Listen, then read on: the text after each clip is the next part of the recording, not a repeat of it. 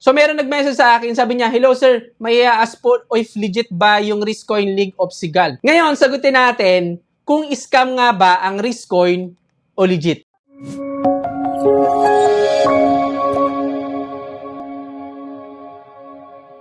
Para sa context lang o para sa mga hindi nakakaalam ng Riscoin, ito po ay trading platform na nagpapangako ng guaranteed profit sa trading at daily income. Hawak po ito ng League of Sigal. So ito ang website ng Riscoin na nag-o-offer ng futures at perpetual trading. Ngayon, itong platform ba na ito ay masasabi na kasama sa legit o kasama sa mga scam na platform? So tiningnan ko ang code ng platform nito at marami ako nakita mga red flag dito para masabi na ito ay hindi totoong trading platform o isang fake na trading platform dahil lahat ng nandito ay pwede nilang kontrolin para masabi na kumikita ka araw-araw.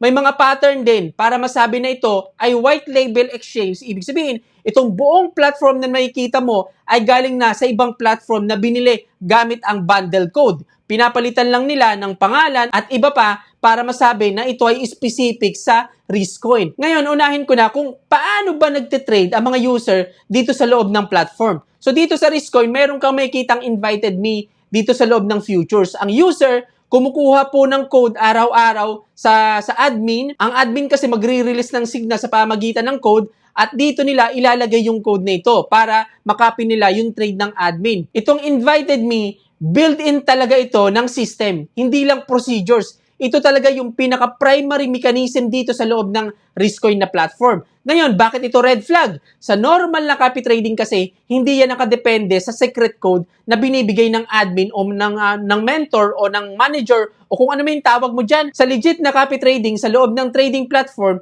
kailangan nakikita mo yung public trader profile.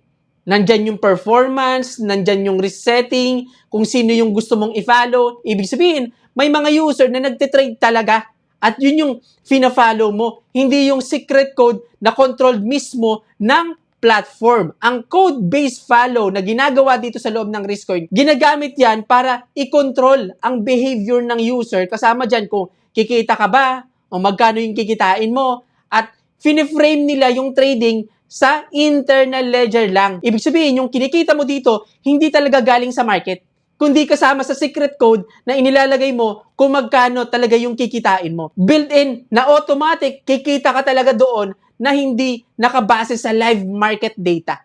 Hindi ganito nag-work yung totoong trading platform na ang pinaka-mechanism niya ay yung code para makapag-trade. Okay? Pangalawa, dito sa file na ito, mayroon ako nakitang endpoint na exact sa tinatawag na time order mechanism. Itong tatlong ito, yung order time, order list, at yung order cancel, yan yung tinatawag na time order mechanism. Okay? Kumbaga, sinasubmit sa pamagitan ng oras ng time. Ngayon, bakit malaking concern nito? Sa traditional futures kasi, meron talagang expiration time yan. Kasi kailangan mag-end ang kontrata. Kasi sa traditional futures, walang funding rate. Kasi yung ginagamit natin sa Binance futures, ang pinakatawag dyan ay perpetual. Isa itong uri ng futures na walang expiration date na pwede mong i-hold hanggang may margin ka. Kasi sa perpetual, mayroon pong tinatawag na funding rate. Ibig sabihin ng funding rate o kung paano ginagamit yung funding rate sa perpetual, mayroon nagbabalanse sa galaw ng market para yung price ng isang coin sa perpetual ay maging malapit sa spot price. Yun yung purpose ng funding rate. Pero sa traditional futures, walang funding rate na tinatawag. Okay? Walang binabawas na funding rate sa user. Kaya meron pong expiration date. Ang problema kasi sa Riscoin, hindi ito traditional futures. Ang ginagawa dito sa loob ng platform. Ang ginagawa ng Riscoin ay binary option o time betting. Okay? Sa traditional futures kasi, example, sabihin natin, nag-buy ka sa price na ito. Ito yung expiration date, umakyat ng 20% ang price sa expiration date, sabihin natin na ang margin mo ay $2. So, kikita ka dito ng $0.4. Ibig sabihin nito, nakabase ka pa rin sa galaw ng market. Ang nangyayari dito sa loob ng Riscoin, hindi ganun. Naka-fixed time betting style ang system. Example, same scenario, ito yung expiration date. Nag-call ka. Kahit umakyat yan ng 100%, 60%, o kahit na 1,000% pa yan yung pag-akyat ng presyo ng coin doon sa expiration date, fix ang kikitain mo. Ang tawag po dyan ay binary option o time betting. Bakit red flag yan? Unang-una, salawa ito sa traditional futures trading. Pangalawa, halos lahat ng scam ginagamit ang binary option o fixed time betting style system kasi mas madaling kontrolin yon kaysa sa futures. Mas madali itong manipulahin. Dahil karamihan ng time mechanism ay simulated lang ang win at loss. Kinokontrol ang outcomes at mas madaling i-pressure ang mga user gamit ang binary option.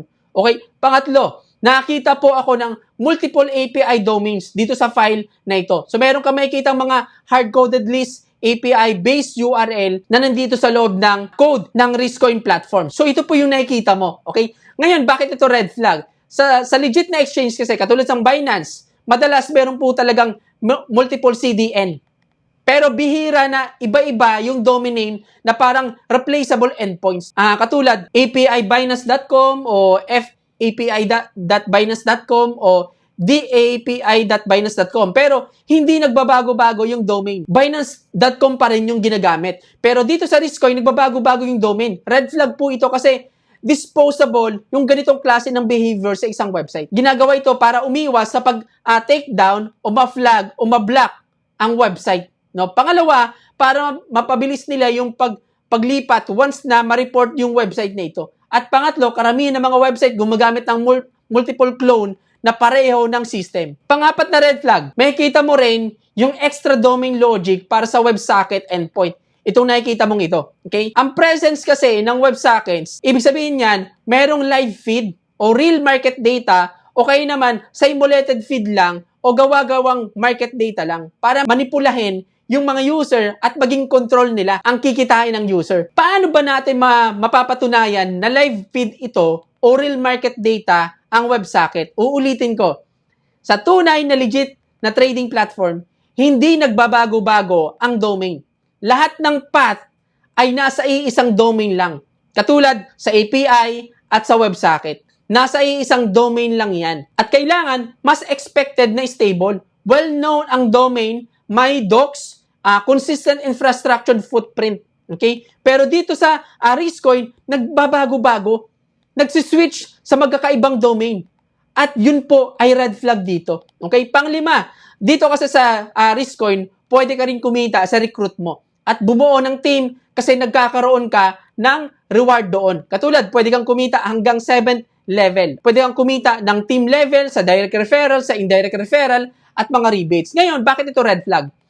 Sa mga legit na exchange kasi, ang referral system, simple lang. Kikita ka sa mga direct referral mo at kikita ka hindi sa ilalagay nilang pera o kikitain nila. Kailangan yung commission mo sa referral program ay galing sa profit ng company o ng platform. Ano ba yung profit ng platform? Yung fees, every trade ng user. So kapag ang referral ay galing sa ilalagay na pera ng user, sa kita ng user, at pwede kang kumita sa recruit ng recruit mo hanggang 7th level, isang malaking red flag po yan. Ito ay isang malaking patunay na fake ang trading na ginagawa nila. Hindi ito trading kundi network-based o pyramid scheme. Okay? Pang-anim, mayroong mga endpoint na isang sign ng classic white label ang website ng Riscoin. Kung makikita mo sa file na ito, meron ka makikita ang mga endpoint na borrow, ng loan, ng mining, financial product, spot, at second time product system. Ibig sabihin, may dalawang binary sa loob ng platform. Bakit ito red flag? Ito yung basehan na itong buong platform na ito ay bundled code lang na galing sa ibang website o binila lang nila yung code na ito ng website. Na-sign po yan ng isang white label platform. Okay? Lahat ng legit trading platform ay meron pong iba't ibang product pero may public documentation, may consistent naming, may compliance footprint, at malinaw ang product at higit sa lahat, risk disclosure. Dito sa Riscoin, may mga product sa loob ng code pero wala sa front end.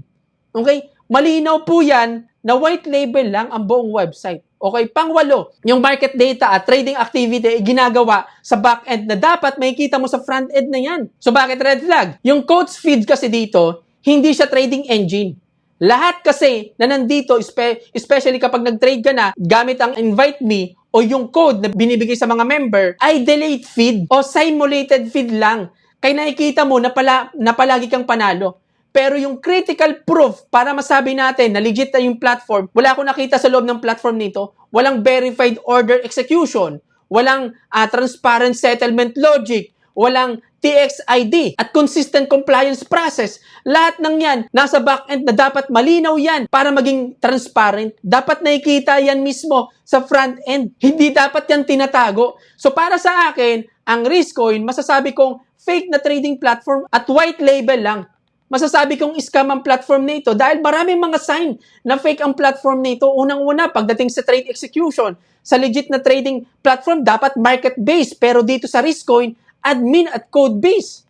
Pangalawa, pagdating sa entry at exit, kung pagbabasehan natin sa legit na trading platform, dapat ginagawa yun ng user or public copy trader. Pero dito sa Riscoin, external control. Pangatlo, ang resulta sa legit na trading platform, dapat market determined. Pero dito sa Riscoin, system determined. Ibig sabihin, system ang gumagawa, hindi ang market. So withdrawal, dapat sa legit na trading platform, merong blockchain TXID. Pero dito sa Riscoin, platform approval ang nangyayari. At ang pinaka-obvious na dahilan para masabi na ito ay fake at hindi totoong trading platform. Sa legit na trading platform, may mga totoong trader. Merong mga totoong taong trader, pero dito sa Riscoin, wala. So lahat ng kinikita ng bawat isa ay galing lang sa pera ng mga bagong member. Hindi talaga trading activity yan.